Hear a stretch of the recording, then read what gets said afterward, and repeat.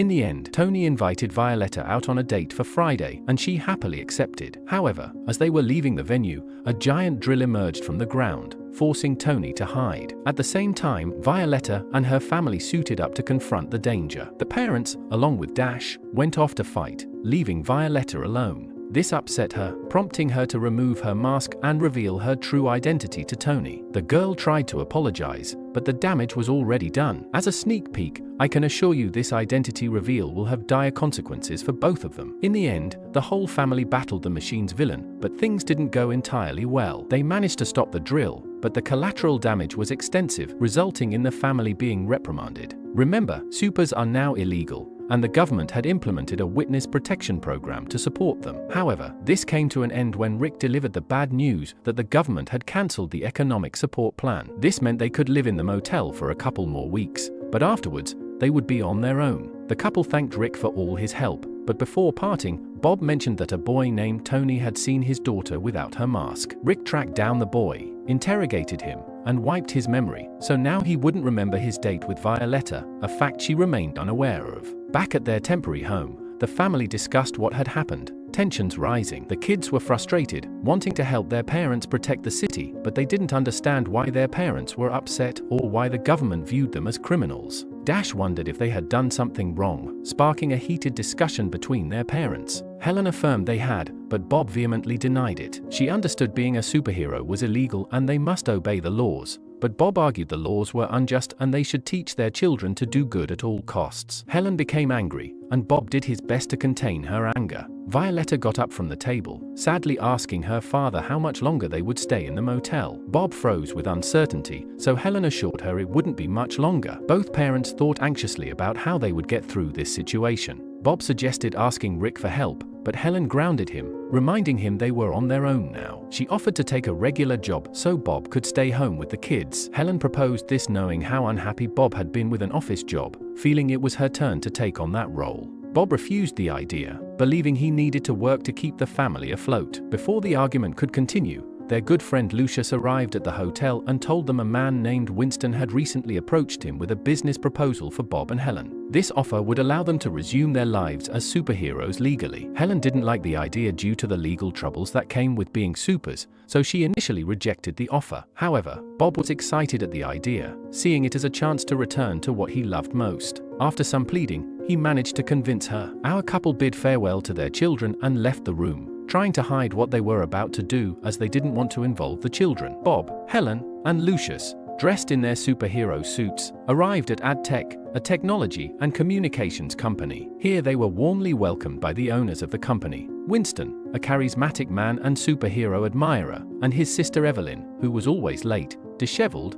and seemed to get little sleep. Winston revealed their father was a great admirer and sponsor of superheroes, so close he installed a direct emergency hotline. However, the government banned superheroes, and on a night of need, they couldn't answer the call, resulting in their father's death at the hands of thieves. Months later, Evelyn and Winston's mother also passed away. Winston told them he wanted to help, believing the issue with politicians was a matter of perspective. He proposed equipping heroes with body cameras so the world could see events from their heroic viewpoint and not just the destruction. Bob was very excited about this idea and was willing to cooperate, but Winston suggested Helen start with this image makeover. This made Bob jealous, but Winston and Evelyn pitched their offer to Helen. She wasn't sure what to do. At home, Bob tried to convince Helen to accept the offer, but she argued it wasn't the right time to leave their family. Dash was having trouble at school, Violetta was worried about her date with the boy she liked, and Jack needed a lot of attention because he was still very young. Bob pleaded with Helen to accept the offer, arguing it could help superheroes and give their children the option of an ordinary or heroic life. However, Helen realized Bob was more focused on his own desires than the family's well-being.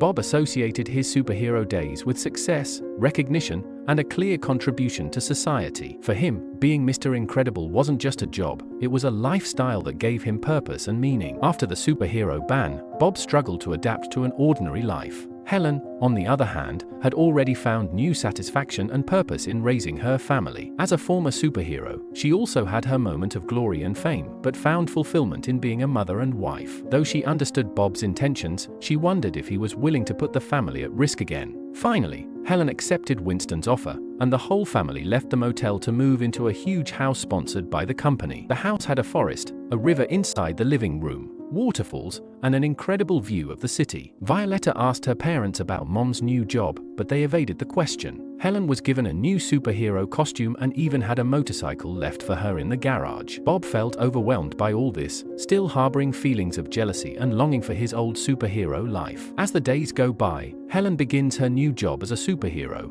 once again adopting her identity as Elastigirl. With the new equipment provided by Winston and Evelyn, Helen starts to face various threats in the city, while everything is documented to improve the public perception of superheroes. Meanwhile, at home, Bob is left in charge of the children, facing the everyday challenges of parenthood. He discovers that Jack has a variety of powers that are difficult to control, adding a new layer of complication to his life. He also strives to help Dash with his math homework and console Violet, who is still dealing with emotional issues related to her secret identity and Tony. One day, while Bob is trying to keep things in order at home, he receives a call from Dash school. There has been an incident, and he needs to pick him up. Upon arrival, Bob discovers that Dash has used his powers in class, causing problems with the teachers and other students. The situation is tense, and Bob realizes how difficult it is for his children to handle their abilities in a world that does not accept them. Back at Adtech, Helen faces a new villain who uses advanced technology to cause chaos in the city. The battle is intense,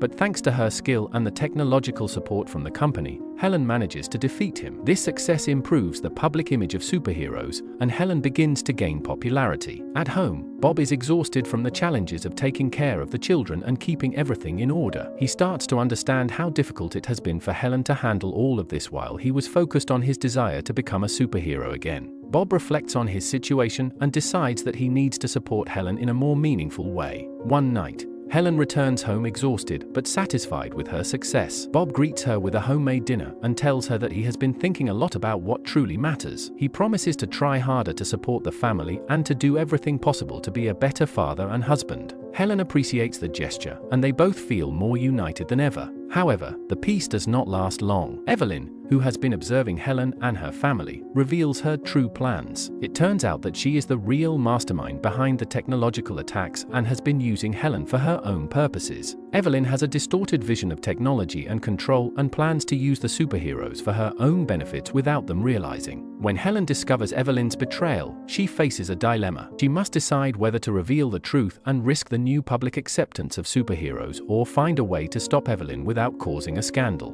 With the help of Winston, who was unaware of his sister's plans, Helen and Bob join forces once more to confront Evelyn and stop her malevolent plans. The final battle is intense and full of challenges, but thanks to the cooperation of the whole family, they manage to defeat Evelyn and expose her true intentions. The reputation of superheroes remains intact, and Helen and Bob realize that together, as a family, they can overcome any obstacle. In the end, the Parr family relocates to a modest but comfortable house and decides to face the future together, balancing their lives as superheroes and as a normal family. The children continue to grow and learn to manage their powers, and Helen and Bob find new ways to support and love each other. The experience has united them more than ever, and although they know there will be more challenges in the future, they are ready to face them together with the love and strength that only a superhero family can have.